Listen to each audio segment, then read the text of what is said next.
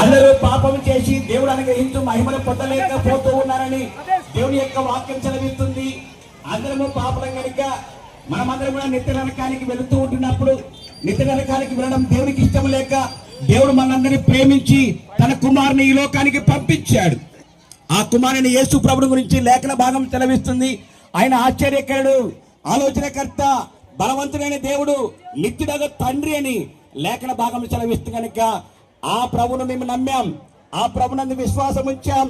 ఆ ప్రభువే మార్గం, ఆ ప్రభువే పరలోకానికి మోక్షానికి మార్గం. దేవుడి యొక్క వాక్యం సెలవిస్తుంది. సువార్త ప్రకటించమని సెలవిస్తుంది. సర్వలోకానికి వెళ్లి సువార్తను ప్రకటించడని దేవుని యొక్క వాక్యం సెలవిస్తుంది. కనుక ఆ ప్రకారమే అయ్యా ఎంబి బేతేలు సంఘ సభ్యులమైన విశ్వాసులమైన మేమందరం కూడా ఆ క్రీస్తు సువార్తను ప్రకటిస్తూ మీ మధ్యకు వచ్చాం.